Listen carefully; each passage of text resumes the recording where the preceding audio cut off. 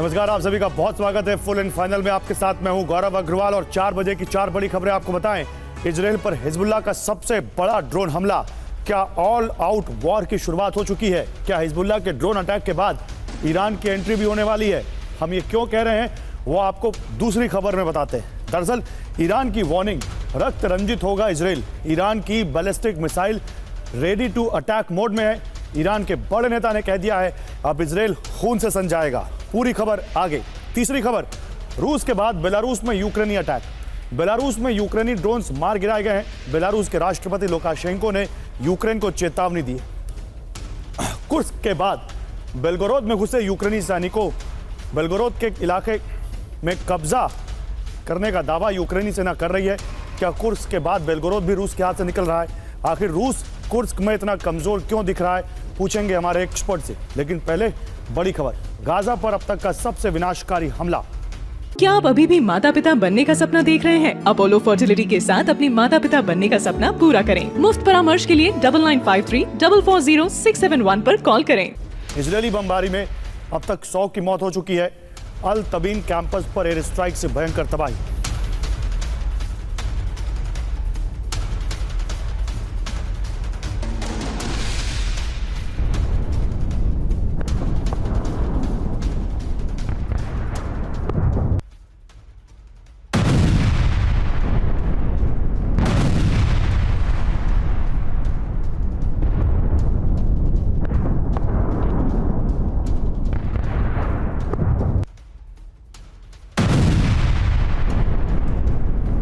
तस्वीरें देखिए अल तबीन कैंप पर। ये बहुत बड़ी एयर स्ट्राइक की है गाजा में इजराइल ने, और ये उसकी तस्वीरें आपके सामने हैं।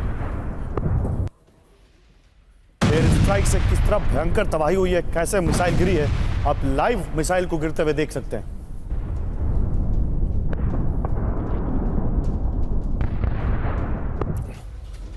और गाजा सिटी में इजराइल की बमबारी आपको और दिखाते हैं। हमास के ठिकाने पर मिसाइल अटैक हुआ है।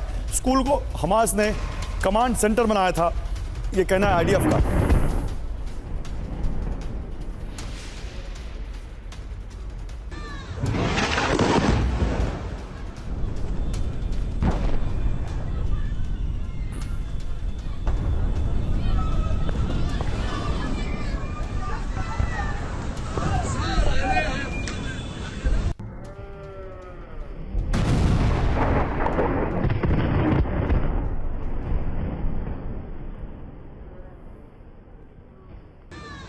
गाजा सिटी में इजराइल की बमबारी की एक और बड़ी तस्वीर आपके सामने।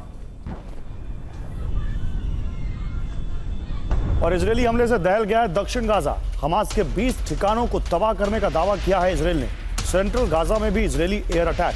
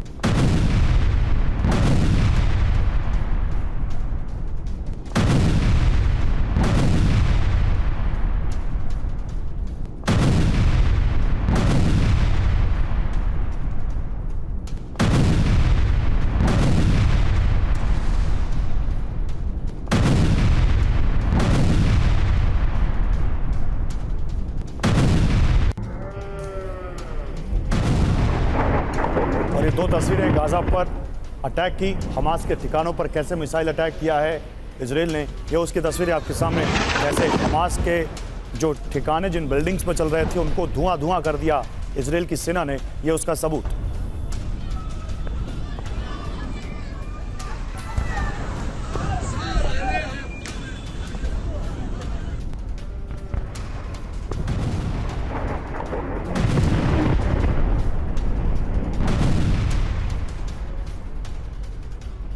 तो हमास के ठिकानों पर जिस तरह से अटैक किया है यहाँ पर इजराइल ने, यह बताता है कि चाहे ईरान से वॉर का खतरा मंडरा रहा हो, लेकिन उसके बावजूद इजराइल या इजराइल की सेना का या इजराइल के कि लीडरशिप का इरादा 1% भी कम नहीं हुआ है हमास को निशाना बनाने का। Lieutenant general Shankar Prasad as defence expert हमें ज्वाइन कर रहे हैं। एयर कोमोडोर अशमिंदर सिंह बहल रक्षा विशेषज्ञ के तौर पर हमें ज्वाइन कर रहे हैं। आप दोनों का स्वागत है। जनरल प्रसाद, मैं आपसे शुरू करूंगा। ये जिस तरह से हम गाजा पर हमले देख रहे हैं सर, ये बात हो रही है कि ईरान कभी भी इसराइल पर वॉर कर सकता है, वॉर शुरू कर सकता है, कभी भी उस पर हमला कर सकता है, कभी भी 3 फ्रंट अटैक हो सकता है, गाजा, ईरान और फिर उधर हिजबुल्ला। उसके बाद भी सर गाजा में जो ईरान का अटैक है सर, एक रत्ती भी उसमें कमी आती नहीं दिख रही। देखिए, 2 बातें इसमें समझने की हैं। पहली बात तो ये है कि वो गाजा के ऊपर अपना अटैक कंटिन्यू करेंगे जिस तरह से वो कर रहे हैं, क्योंकि उनका मिशन ये है कि हमास को किसी तरह से ख़त्म किया जाए। हालांकि ख़त्म होगा कि नहीं होगा वो आगे देखा जाएगा, और अपने होस्टेज को छुड़ाना। दूसरी चीज़ ये, उन्हें हिजबुल्लाह के लेबनान की तरफ से ध्यान देना है। उसके बारे में भी शायद उन्होंने कोई डिप्लॉयमेंट की होगी, अब आगे बात भी करेंगे। अब बात रही ईरान की। ईरान में भी कुछ ही दिन हुए एक हादसा हुआ जहाँ हमास का लीडर मारा गया। ये ईरान के लिए एक बहुत ख़तरनाक सी सिचुएशन थी। इट्स ए सिचुएशन जो उनके लिए बड़ी एम्बैरसिंग मानी जाएगी। तो ईरान इसका कुछ ना कुछ तो बदला लेगा। पहले भी ईरान आज से करीबन महीना भर पहले एक अटैक करने की कोशिश कर रहा था, जो कि ड्रोन्स ने, जो कि इनका शील्ड है आयरन ड्रोम, उससे इन्होंने नष्ट कर दिया उसको। रास्ते में भी कुछ नष्ट हो गए थे। तो मैं समझता हूं कि अब इस समय सिचुएशन ये है कि ईरान किस किस्म का हमला करेगा। कुछ ना कुछ तो ईरान को करना पड़ेगा, चाहे वो एयर अटैक करे, चाहे कुछ और करे, चाहे हिजबुल्लाह को और पावरफुल बनाए, चाहे हूती के जरिए करे, चाहे हमास के जरिए करे, लेकिन कुछ ना कुछ तो वो करेगा। लेकिन मेरी समझ में ये आ रहा है कि जिस तरफ ये लड़ाई बढ़ रही है, जिस तरफ ये लड़ाई का दर्शन दिख रहा है, जिस तरह से लीडर्स को मारा गया लेबनान के अंदर, जिस तरह से लीडर्स को मारा गया तेहरान के अंदर, ये एक नई डायमेंशन आनी शुरू हो गई अब से। तो ये जो वॉर है अब ये असैसिनेशंस की तरफ दिख रही है। देखिए, अगर हमने इसको ध्यान से देखा तो मेजर शिफ्ट सा नजर आ रहा है। एक एडिशनल डायनामिक्स इसमें जोड़े जा रहे हैं। तो शायद ये हो सकता है कि ईरान भी कुछ इस किस्म के हरकतें करने की कोशिश करे, जिससे कि इजराइल के कोई सीनियर मिलिट्री ऑफिसर्स या पॉलिटिशियन और वो दुनिया को बता सकें कि उन्होंने इजराइल से बदला ले लिया है। अगर वो ऐसा करते हैं तो कुछ। सर, मैं आता हूं आपके पास, आपने बड़ी बात कही है, लेकिन इसी बीच एक और बड़ी खबर आ रही है। रूसी एयरबेस पर प्रचंड हमला। रूस के 3 एयरबेस पर अटैक हुए हैं। मोरोजोव्स्क बेस में ऑयल टैंकर तबाह हो गया। पश्चिम से मिली मिसाइल से यूक्रेन का अटैक, और वो अटैक देखिए आपके सामने।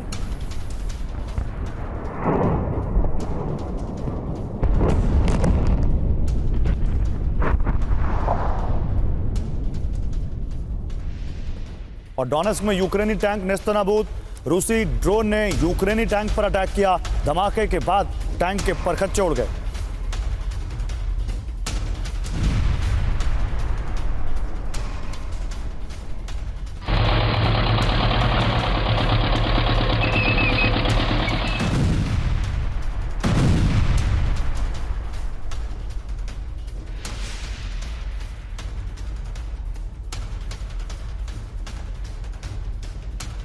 और कुर्स्क में यूक्रेनी सेना पर पिन पॉइंट अटैक किया गया। रूस कोई की ओर बढ़ रहे यूक्रेनी काफिले पर हमला हुआ। रूसी अटैक में 30 यूक्रेनी सैनिकों की मौत हो गई। यूक्रेन के 2 टैंक और 6 आर्मर्ड व्हीकल भी तबाह हो गए इस हमले में।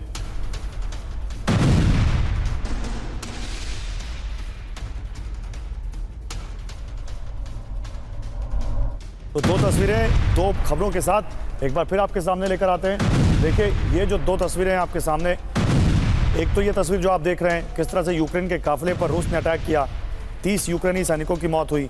लेकिन इसके अलावा भी रूस लगातार यूक्रेन को निशाना बना रहा है, और रूसी अटैक में 30 यूक्रेनी सैनिकों की मौत, और डोनेट्स्क में किस तरह से यूक्रेनी टैंक नेस्तनाबूद हुआ है वो आप देख सकते हैं।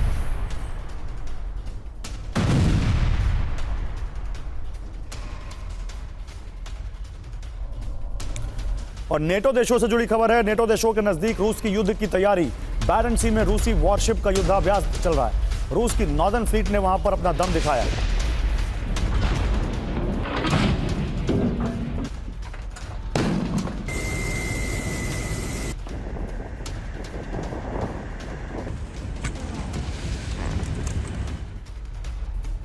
और सर्बिया से एक बड़ी खबर है। सर्बिया में लिथियम खदान का विरोध हुआ है। हजारों लोगों ने बेलग्रेड में प्रदर्शन किया।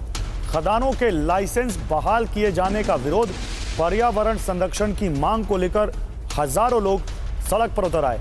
लिथियम की खदान का विरोध कर रहे हैं ये लोग। पर्यावरण बचाने के लिए लिथियम खदान का जो लाइसेंस है वो रिन्यू किया गया, बहाल किया गया, उसका ये विरोध कर रहे हैं।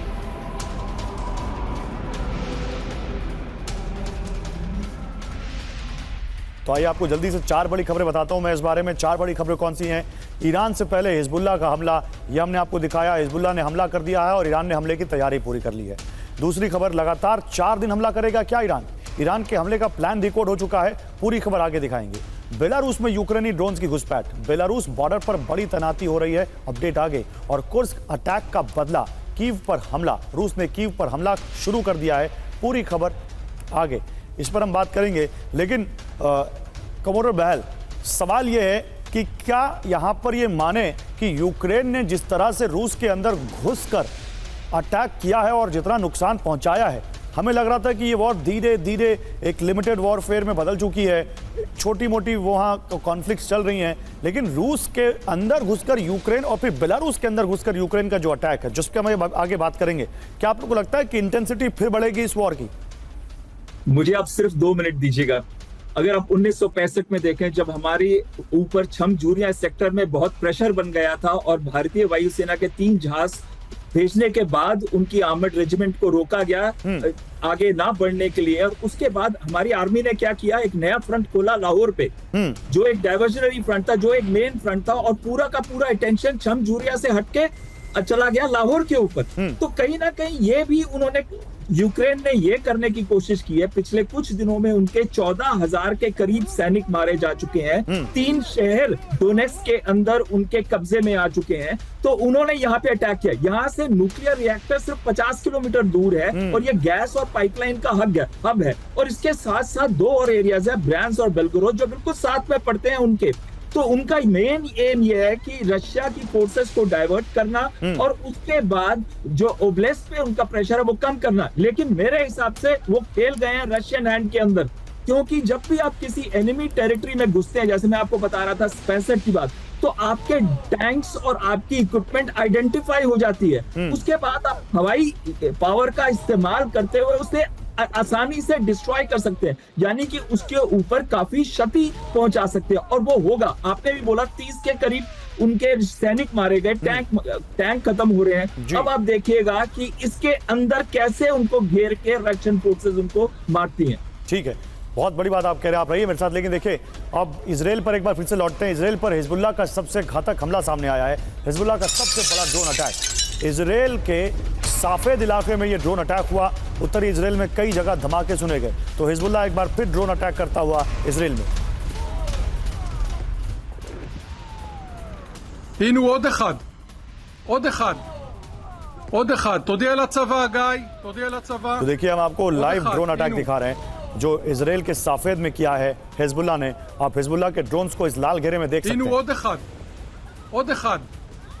עוד אחד, תודיע לצבא, גיא, תודיע לצבא. עוד אחד, הנה.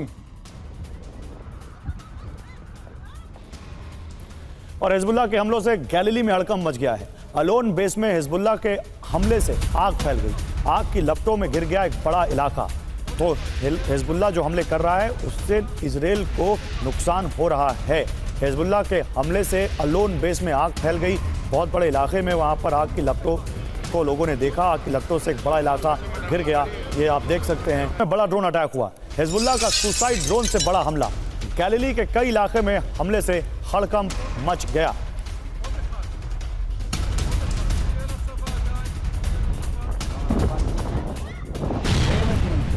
अलोन के बाद ये किबुत्ज में जो इजराइल में हिजबुल्लाह ने अटैक किया, ये उसकी तस्वीरें और उससे जुड़ी खबर। तो 3 तस्वीरें आपको दिखाते हैं 3 बड़ी खबरों के साथ। हिजबुल्लाह का सबसे बड़ा ड्रोन अटैक, हिजबुल्लाह ने ड्रोन अटैक करके अलोन बेस पर एक बड़ा हमला किया जहां पर आग की लपटों से पूरा इलाका घिर गया। और तीसरी खबर में आप देख सकते हैं हिजबुल्लाह का सुसाइड ड्रोन से हमला।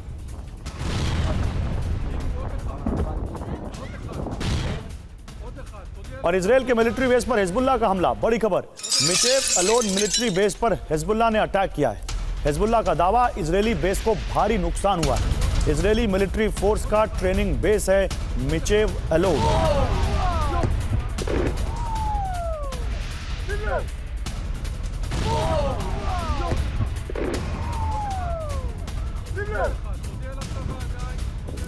और हिजबुल्लाह के इस हमले के डिटेल अब आपके सामने लेकर आते हैं। हिजबुल्लाह ने ड्रोन अटैक किया है, 3 इजरायली इलाकों पर हमला किया है, इजरायली मिलिट्री बेस निशाना बनाया है। हिजबुल्लाह कमांडर की मौत का बदला लेने की यहां पर ये कोशिश दिखती है।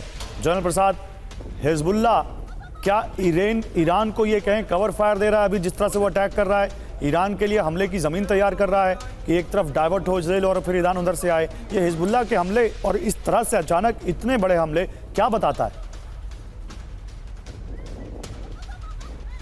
नहीं, मैं ये तो नहीं कहूँगा कि ग्राउंड प्रिपेयर कर रहा है। ग्राउंड इस तरह से प्रिपेयर थोड़ी होती है। हाँ। अब हिजबुल्लाह का अपना टारगेट है, वो टारगेट नदर्न इजराइल के अंदर अपने टारगेट से एंगेज करना है ड्रोन के जरिए। वो अपना बदला ले रहा है। लेबनान के अंदर भी तो 2-3 हमास के लीडर और हिजबुल्लाह के लीडर मारे गए हैं, टारगेटेड मारे गए हैं। एक तो अभी कल परसों ही मारा गया था जो कार में ट्रैवल कर रहा था। तो this is one on one Hezbollah versus Israeli IDF. Okay. तो अभी देखिए ये तो चलता रहेगा।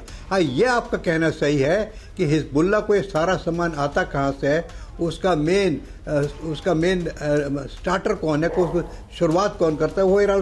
उसका पूरा सपोर्ट ईरान से आ रहा है, सारा सामान ईरान से आ रहा है, सब सपोर्ट ईरान की है। ईरान के सब प्रॉक्सीज हैं, चाहे हमास हो, चाहे हिजबुल्लाह हो, चाहे हुती हो। तो जो तीनों मेन टेररिस्ट ऑर्गेनाइजेशन इजराइल के बरखिलाफ इस वक्त लड़ रही है, वो सब ईरान के प्रॉक्सीज हैं। तो आप इसको ये समझे कि ये वॉर की एक बेस बना रहा है। ऐसा कोई बेस बनने का तो कोई संभावना है नहीं, क्योंकि कोई इस तरह से ग्राउंड अटैक तो होगा नहीं, कोई लैंड फोर्सेस तो नहीं आएंगी।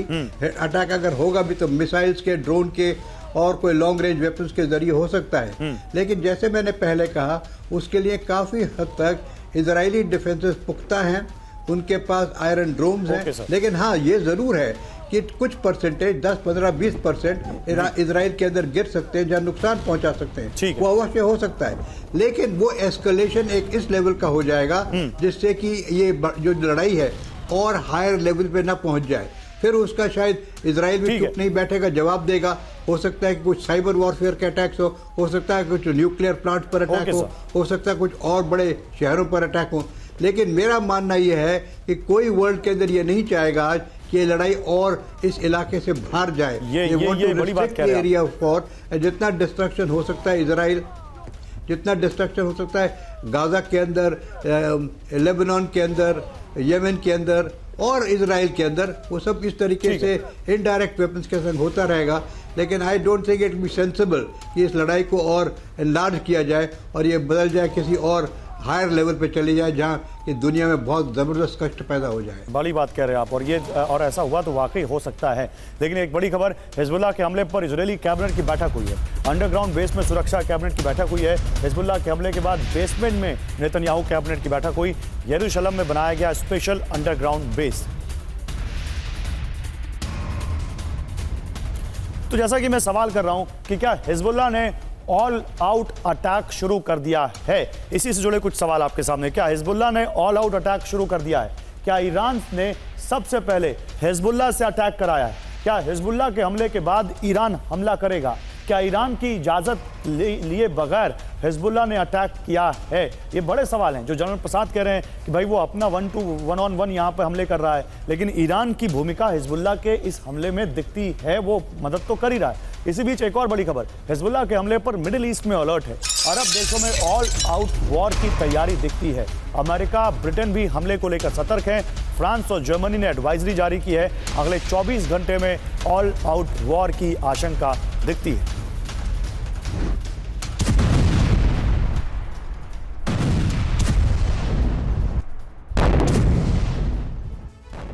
तो मिडिल ईस्ट से महायुद्ध शुरू, क्या होगा ऐसा? हिजबुल्लाह के ड्रोन हमले के बाद मिडिल ईस्ट में अलर्ट है। ऑल आउट वॉर की शुरुआत का पहला फेज माना जा रहा है। अमेरिका, ब्रिटेन, फ्रांस हमले को लेकर अलर्ट हैं।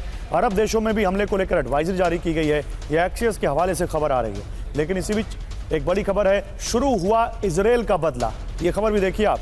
हिजबुल्लाह के हमले का जवाब इजरायल दे रहा है।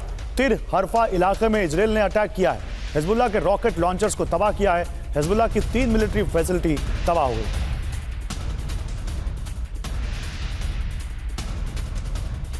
कमोडोर बहल, आपका क्या मानना है इस पर? क्या वाकई ये यहाँ पर हिजबुल्लाह के इस हमले में कोई संकेत दिखता है जो हिजबुल्लाह ने एकदम से हमले बढ़ा दिए हैं? जी, बहुत ही अच्छा प्रश्न आपने पूछा। पूरा बैकग्राउंड देने के बाद सबसे पहले मैं ये कहूंगा कि एस्केलेशन मैट्रिक्स में लेवल 3 पे है हम आज। लेवल 3 का मतलब है, पहला होता है पीस सिचुएशन, सेकंड होता है नो पीस नो वॉर, और तीसरा होता है डिप्लॉयमेंट स्टेज, जिससे सिचुएशन कहीं पे भी जा सकती है, ऑल आउट वॉर की तरफ भी जा सकती है या डिफ्यूज भी की जा सकती है। तो इसी वजह से अगर आप देखें तो जो ईरान की साख पे इतनी बड़ी गहरी चोट लगी है, उसका वो बदला कैसे लेगा? अगर तो वो मिसाइल और ड्रोन्स का इस्तेमाल करता है, क्योंकि 1700 किलोमीटर दूर है वो इजराइल से, तो और ग्राउंड आर्मी तो इस्तेमाल हो नहीं सकती। अगर इसका इस्तेमाल करता है तो इजराइल को रिस्पॉन्ड करना पड़ेगा, अमेरिका को रिस्पॉन्ड करना पड़ेगा, जिसने अपने एयरक्राफ्ट कैरियर्स, युद्धपोत और स्टेल्थ फाइटर्स को वहां डिप्लॉय कर रखा है। तो ये एस्केलेशन स्टेज में, फोर्थ स्टेज में चला जाएगा। इसलिए ईरान को ये नहीं करना चाहिए। इसी वजह से आप देखिए यूएस, कतार और जो इजिप्ट है, ये तीनों मिलकर पीस डील को फोर्स कर रहे हैं। इन्होंने जॉर्डन के एम्बेसडर को, फॉरेन मिनिस्टर को भी वहां भेजा।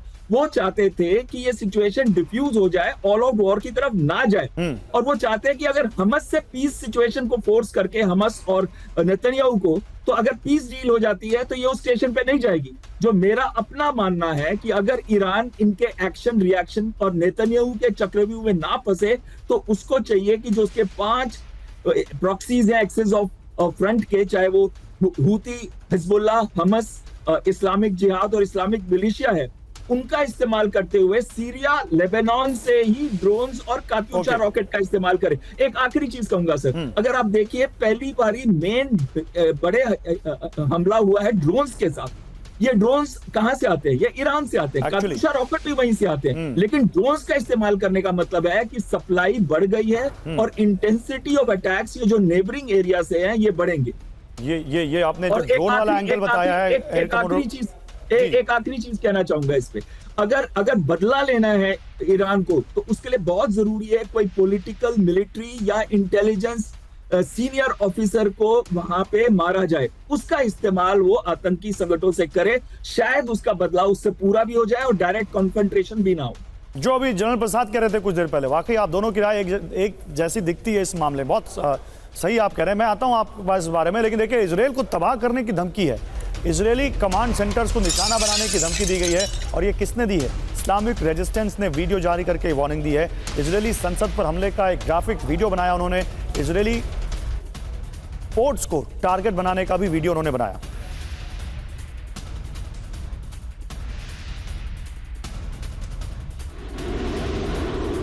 अब देखिए, ये ग्राफिकल वीडियो बनाया उन्होंने, और कैसे इजरायली पोर्ट्स को निशाना बनाएंगे, कैसे इजरायल की संसद को निशाना बनाएंगे, ये उन्होंने इसमें दर्शाया है। ये ड्रोन के वीडियो देख रहे हैं आप, कि कैसे जो उनके न्यूक्लियर सेंटर्स हैं, कैसे उनके न्यूक्लियर फैसिलिटी सेंटर, कैसे वो 3D मैप के जरिए देखिए वो बता रहे हैं कि कहाँ कहाँ इजरायल ने जो बना रखा है, कहाँ उनकी पार्लियामेंट है, कहाँ उनके हैंगर्स हैं, कहाँ पर उनके पोर्ट्स हैं, उन सबको निशाना बनाएंगे।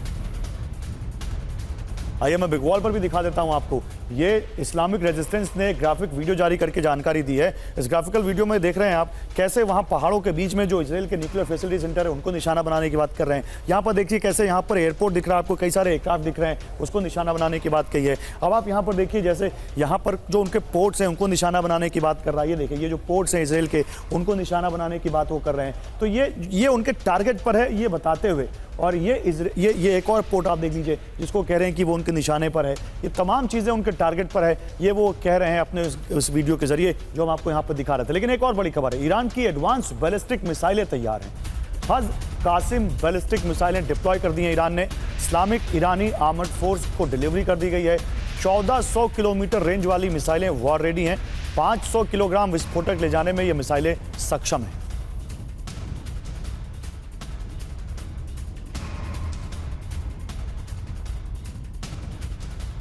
और एक और बड़ी जानकारी आ रही है, इजरायली वॉरशिप्स को डुबो देगा ईरान, मिसाइल डिस्ट्रॉयर को तबाह कर देगा ईरान।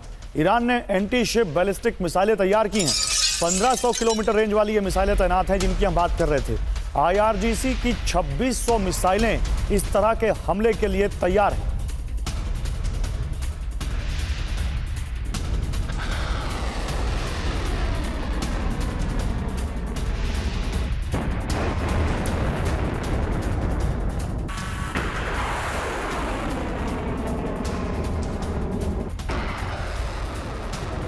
कमांड सेंटर्स को निशाना बनाने की धमकी, इस्लामिक रेजिस्टेंस की तरफ से ग्राफिकल वीडियो जारी करके इस्लामिक ईरानी आर्म फोर्स को मिसाइल दे दी गई हैं 1500 किलोमीटर तक की रेंज वाली, 500 किलो का भार ले जा सकती हैं वो, और मिसाइल डिस्ट्रॉयर को तबाह कर देगा ईरान, ये भी जानकारी सामने आ रही है। लेकिन ईरानी हमले का काउंटडाउन कैसे शुरू हो चुका है आप देखिए। ईरान लगातार तैयारी कर रहा है। ईरान की बैलिस्टिक और क्रूज मिसाइलें वॉर रेडी हैं। ईरान के लॉन्च पैड्स में ईरानी मिसाइलें तैनात हो गई हैं। खुर्रम शहर और हज कासिम बैलिस्टिक मिसाइलें तैनात हैं। अपग्रेडेड फतेह मिसाइलों की नई खेप तैनात कर दी गई है। करीब 3000 मिसाइलें हमले के लिए तैयार हैं। ईरानी मिसाइलों की रेंज 1500 किलोमीटर है, ये इजरायली मीडिया जानकारी दे रही है। जनरल प्रसाद, तो ईरान तो तैयारी करते हुए दिख रहा है, किसी भी वक्त वो चाहे तो हमला कर सकता है। नहीं, इसमें कोई दो राय नहीं है। तैयारी वो पूरी कर रहा है, मिसाइल फोर्सेस को तैयार कर रहा है, क्रूज मिसाइल्स को तैयार कर रहा है। देखिए, ये सब में कुछ हद तक साइकोलॉजिकल वॉरफेयर भी होती है। ओके। मैं ये नहीं कह रहा कि सिविल साइकोलॉजिकल वॉरफेयर पे रुक जाएगा। हो सकता है कि हमला करें, इसमें कोई दो राय नहीं हो सकती। लेकिन समझने की बात यह है कि इसको जो सोच समझ के अगर करेगा ईरान, तो इसका नतीजा क्या होगा, ये भी तो ईरान को फैक्टर करना पड़ेगा ना। अगर ईरान इस तरह से मिसाइल अटैक करता है, शिप्स पर करता है, उनके एयरलाइन सी रूट पे करता है, तो उसका रिस्पांस होगा। उस रिस्पांस के लिए क्या वो तैयार है? उस रिस्पांस जो होगी शायद अमेरिका की तरफ से हो, जिस तरह से कमांडर साहब कह रहे थे कि शायद नेवल शिप्स है अमेरिका के वहाँ पे, उनके डिस्ट्रॉयर्स हैं, उनका एयरक्राफ्ट कैरियर भी वहाँ पर है। तो ये क्या ईरान चाहता है कि उसका डिस्ट्रक्शन हो? अभी देखिए, अगर आपने एक शिप पर फायर कर भी दिया तो चलिए वो डिस्ट्रॉय हो गया, बहुत नुकसान हुआ, एक साइकोलॉजिकल विक्ट्री भी हो गई। लेकिन इसकी रिस्पांस क्या होगी? रिस्पांस उस प्रकार से होगी ईरान के अंदर जिस प्रकार से इजराइल की रिस्पांस आज गाजा में हो रही है। क्या ईरान भी ये चाहता है कि जिस तरह से डिस्ट्रक्शन पैलेस्टीन और गाजा में हो रही है, जिस तरह से डिस्ट्रक्शन लेबनान में हो रही है, वो ईरान में भी शुरू हो जाए? ये तो हो नहीं सकता कि ईरान में कोई डिस्ट्रक्शन नहीं होगी। चाहे इजराइल में डिस्ट्रक्शन अवश्य होगी, चाहे उनकी सी लाइन्स में अवश्य होगी, लेकिन इजराइल को ये समझना पड़ेगा कि इसके रिस्पॉन्स में उनका कितना इंटरनल नुकसान हो सकता है, उनकी कितनी जमीन पर उनकी जो बिल्डिंगें हैं, उनके जो लोग हैं, उन पर क्या असर। देखिए, जब लड़ाई लड़ते हैं तो उसके दोनों तरफ से देखना पड़ता है कि हमारे एक्शन का रिएक्शन, और क्या ईरान उस नुकसान के लिए तैयार है जो आप कह रहे हैं? जो आप कह रहे हैं, क्या ईरान उस नुकसान के लिए तैयार है? ये भी तो देखना पड़ेगा।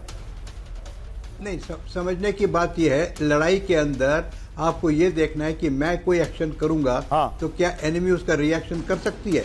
ये हम मान के चलें कि एनिमी उसका रिएक्शन कर सकती है। अगर एनिमी रिएक्शन कर सकती है तो उसका रिएक्शन क्या होगा, वो भी आपको सोचना है। रिएक्शन ऐसा तो कुछ और यही एक थॉट है जो ईरान के हमले का भविष्य तय करेगा कि ईरान हमला करेगा या नहीं करेगा। लेकिन इसी बीच एक बड़ी खबर है, ईरान की इजराइल पर बड़े हमले की तैयारी है। रूस के GLX कार्गो विमान की तेहरान में लैंडिंग हुई है। 5 दिन में दूसरी बार ईरान पहुंचा है रूस का विमान। अब विमान में क्या आ रहा है? आशंका है कि विमान के जरिए तेहरान हथियार भेजे जा रहे हैं रूस की तरफ से। आपको मालूम होगा कि ईरान ने कितने ज्यादा ड्रोन्स रूस को दिए, वो कामिकाज़े ड्रोन्स, वो शाहेद ड्रोन्स, जिसने रूस को अपर हैंड दिया इस वॉर में, यूक्रेन पर हमला करने में। अब रूस का कार्गो विमान लगातार पहुंच रहा है, 2 बार आ चुका है 5 दिन में तेहरान। तो आखिर इस कार्गो विमान में क्या आ रहा है? आशंका जताई जा रही है कि रूस अब अपने दोस्त की मदद कर रहा है हथियारों से। मॉस्को का कार्गो विमान हथियार लेकर तेहरान पहुंचा।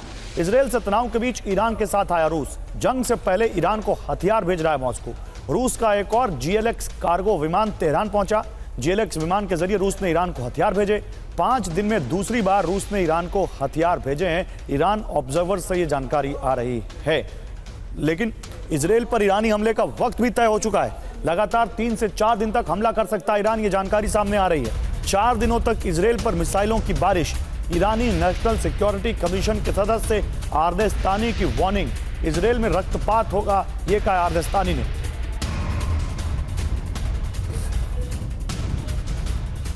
तो इजरायल से लंबे युद्ध की तैयारी कर रहा है ईरान। इजरायल पर लगातार 3-4 दिन मिसाइलें बरसा सकता है ईरान, ये जानकारी सामने आ रही है। और वो कैसे? ईरानी नेशनल सिक्योरिटी कमीशन के सदस्य आर्देस्तानी ने यह वार्निंग दी है। इजरायल खून से संजाएगा। IRGC के साथ मिलकर ईरानी फोर्स हमला करेगी। आर्देस्तानी का दावा है इजरायल के पास न्यूक्लियर बॉम्ब है। अब एक और बड़ी खबर है, अब इसमें अमेरिका कहां पे है ये देखिए। अभी रूस आया था, अब अमेरिका आ रहा है। बाइडेन की ईरान को वार्निंग, हमला ना करने की वार्निंग अमेरिकी राष्ट्रपति ने दी है। इजरायल पर ईरानी हमले की आशंका पर बोले, बाइडेन से पूछा गया ईरान को क्या कहेंगे, बाइडेन ने जवाब दिया डोंट।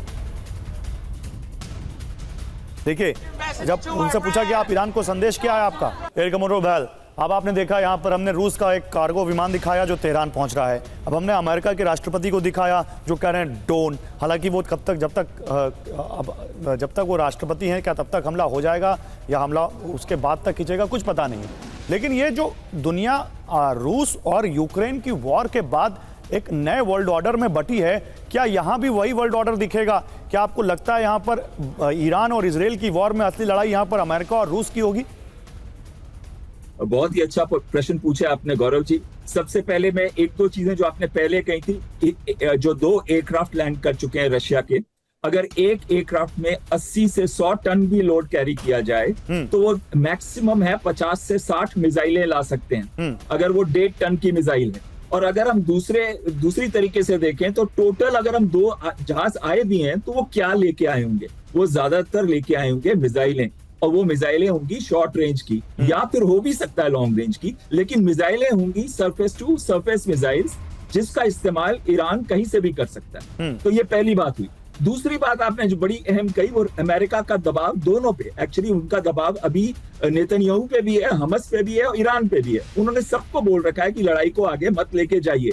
और तीसरी चीज जो आपने बहुत ही अहम बोली, पोलराइजेशन की, बट पोलराइजेशन पे आने से पहले मैं कमला हैरिस के बारे में ये कहना चाहूंगा, उन्होंने अपना बहुत क्लियर स्टैंड दे दिया है कि अगर वो इलेक्ट होके आती हैं नवंबर इलेक्शन में, या इवन ट्रंप भी अगर आते हैं, तो दोनों इस लड़ाई को आगे नहीं बढ़ने देंगे। तो ये विंडो ऑफ अपॉर्चुनिटी जो है नेतन्याहू के पास है, वो इस समय है। और आखिरी चीज, ये जो पोलराइजेशन हुई है, इसमें रूस और अमेरिका की लड़ाई नहीं है। इसमें अगर आप देखें कहीं ना कहीं इसमें चीन का बहुत बड़ा हाथ है, जो पीछे से है, जो अभी दिखाई नहीं पड़ रहा, लेकिन दिखाई पड़ सकता है कि अगर यहाँ मिडिल ईस्ट में लड़ाई होती है, तब आप देखिएगा कि ताइवान के ऊपर क्या एक्शन हो सकता है चीन की तरफ से। रूस तो चाहेगा कि अमेरिका भी वीक हो, जैसे अमेरिका ने वीक किया है रूस को। No I accept sir, my bad, मैंने चीन का नाम नहीं लिया, my bad, I accept that. चीन के बिना तो ये वर्ल्ड ऑर्डर कंप्लीट होता ही नहीं है।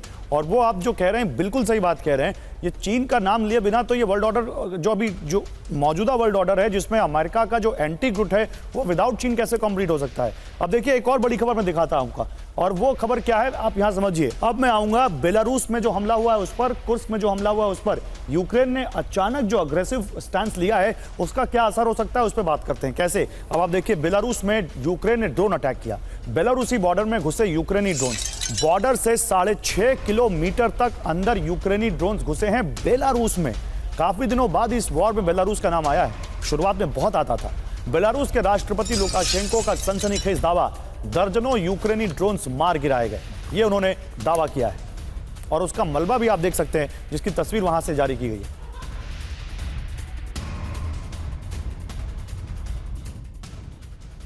और यूक्रेनी ड्रोन्स की घुसपैठ से गुस्से में है बेलारूस। घुसपैठ का वाजिब जवाब देंगे, ये कहा है बेलारूस ने। युद्ध में शामिल करने के लिए भड़काया जा रहा है, युद्ध को बढ़ाने की साजिश हो रही है। बाहरी इशारे पर यूक्रेन का भड़काने वाला कदम है, ये बेलारूस ने कहा है। जाहिर सी बात है, अगर कोई किसी पर हमला करेगा तो वो पलटवार करने की बात तो कहेगा। बेलारूस शुरू से इस वॉर में रूस का बहुत बड़ा सहयोगी रहा है। इनफैक्ट रूस ने बेलारूस की धरती पर अपने न्यूक्लियर हथियार भी तैनात कर रखे हैं, ये जानकारी भी सामने आई है। अब पहले रूस के अंदर घुसकर और उसके बाद बेलारूस के अंदर ड्रोन अटैक, आखिर यूक्रेन करना क्या चाहता है? बेलारूस के आसमान में यूक्रेनी ड्रोन्स घुसे, मोगिलेव इलाके में यूक्रेनी ड्रोन्स देखे गए। बेलारूस बॉर्डर से 6.5 किलोमीटर अंदर तक ये ड्रोन्स दिखे। 12 से ज्यादा यूक्रेनी ड्रोन्स मार गिराए गए। यूक्रेनी ड्रोन्स के बेलारूस में घुसपैठ से गुस्से में लुकाशेंको, ये जानकारी आ रही। लेकिन इसी बीच एक और बड़ी खबर है, बेलारूस की यूक्रेन से युद्ध की तैयारी। अब बेलारूस भी इस युद्ध में आ सकता है। यूक्रेन से सटे बॉर्डर की ओर बढ़े हैं बेलारूसी टैंक। बेलारूस ने रॉकेट सिस्टम तैनात किए हैं। बॉर्डर की ओर बढ़ी बेलारूस की स्पेशल फोर्स। यूक्रेनी ड्रोन्स की घुसपैठ से टेंशन बढ़ गई है।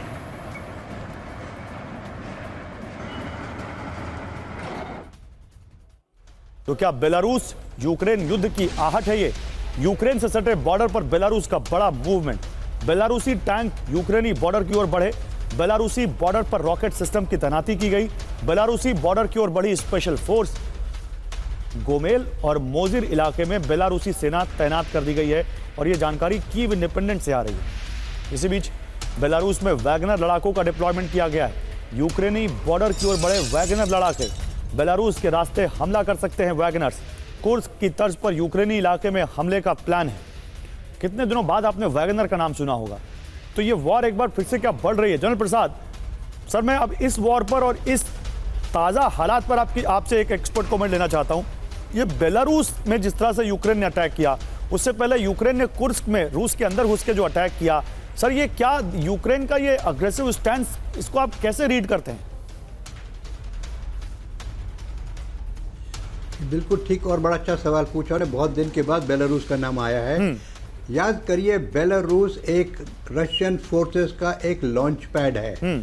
कई महीने पहले बेलारूस के अंदर रशिया ने अपने मिसाइल आर्सेनल जो उसको भी डिप्लॉय किया है। शायद आपको याद होगा ये। जी सर। आपको ये भी याद होगा कि Belarus is very important part of Russia.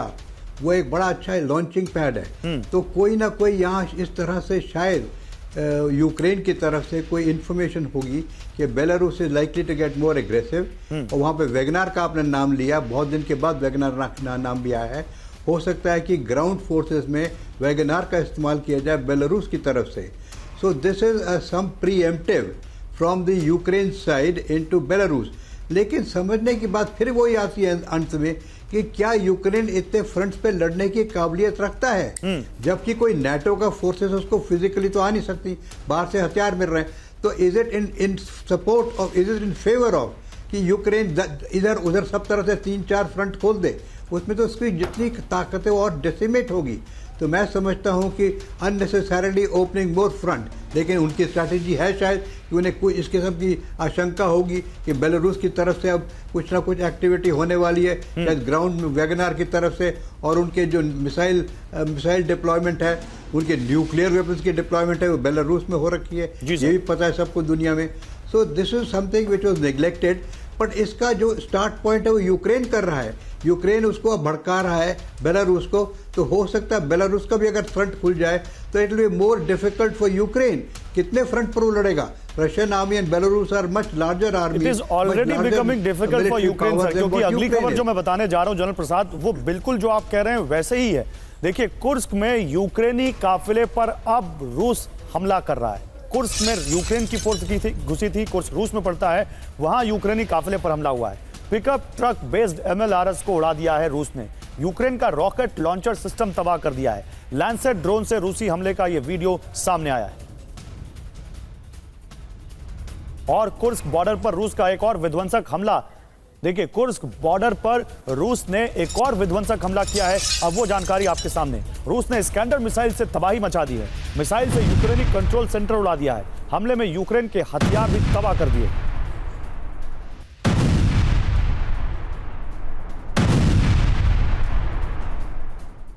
और कुर्स्क की ओर रूसी सेना का मूवमेंट भी शुरू हो चुका है। देखिए, कुर्स्क की ओर रूसी सेना का मूवमेंट, रूसी सेना का बड़ा काफिला दिखा है। यूक्रेनी जवानों से मुकाबले की तैयारी है। एक साथ रूसी आर्मी के कई ट्रक दिखे।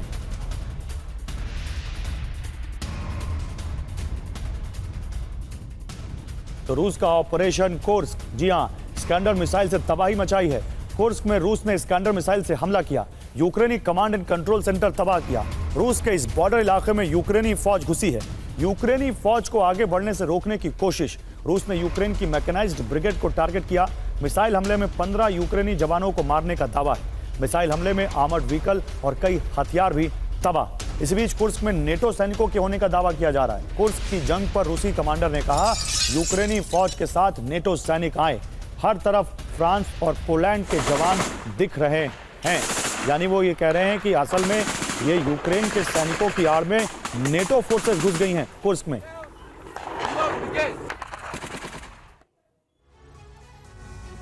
तो क्या कुर्स्क की जंग में नेटो की एंट्री हो गई है? रूस की अखमत स्पेशल फोर्स के कमांडर अलोदिनोव ने एक बड़ा दावा किया है। कुर्स्क में यूक्रेनी हमले को नेटो लीड कर रहा है। कुर्स्क में यूक्रेनी फौज के साथ बड़ी तादाद में विदेशी जवान दिखे हैं। फ्रांस और पोलैंड से आए जवान हमले में शामिल। यूक्रेनी सेना की वर्दी में नेटो देशों के जवान आए। नेटो के प्लान के मुताबिक यूक्रेन ने हमला किया। विरोधी कुर्स्क में लगातार आगे बढ़ने की कोशिश कर रहे हैं। ये एक और बड़ी खबर, यूक्रेनी फौज ने रूस को दिया एक और झटका। कुर्स्क के बाद अब बेलगोरोद में दिखे हैं कुछ यूक्रेनी जवान। अब तक बेलगोरोद में ड्रोन से हमले होते थे, ग्राउंड फोर्सेस नहीं दिखती थी, लेकिन अब बेलगोरोद में यूक्रेनी एंट्री से रूस परेशान हो गया है।